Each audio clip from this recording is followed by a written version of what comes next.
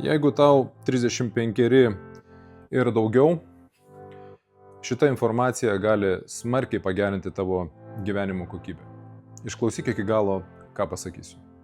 Keičiasi žmonės, keičiasi vietos, bet tavo gyvenime vėl kartojasi tas pats varginantis scenarijus. Tai nėra atsitiktinumas. Aš pats daug metų sukausi tokiame uždarame rate.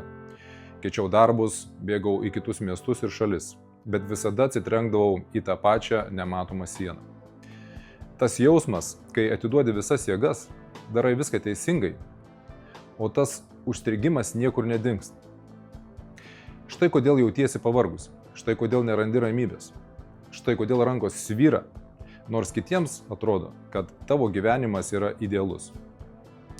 Išgyvenau tai pats, o šiandien matau šimtuose žmonių, kurie ateina pas mane konsultuotis ir ieškoti atsakymų. Mokslo daktaras Michaelis Newtonas daugiau nei 30 metų tyrinėjo šiuos pasikartojimus ir įrodė, kad šie modeliai yra tam tikros vidinės programos.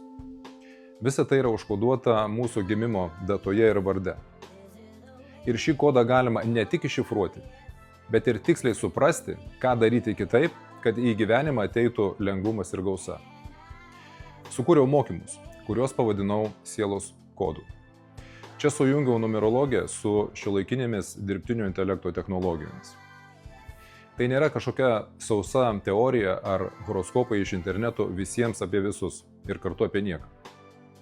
Tu gausi praktinius mokymus ir įrankį, su kuriuo per kelias minutės atliksi išsamią numerologinę analizę konkrečiai pagal savo gimimo datą ir vardą.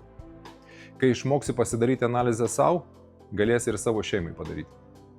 Iš analizės aiškiai pamatysi, kaip atrakinti finansinę gausą, ką daryti, kad nepasikartotų tos pačios klaidos ir kur tikroji savirealizacija. Ir tai tik tai maža dalis informacijos, kurią gausi pasinaudojus sielos kodu. Užteks laukti, kol viskas kažkaip pasikeis savaime. Šiandien mokymams taikau net 60% nuolaidą. Tavo investicija į savęs geresnę versiją tik 22 eurai. Ar verta tai išbandyti? Ar nori kokybiškų pokyčių savo gyvenime?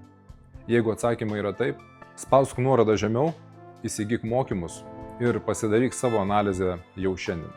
Siunčiu tau šviesos.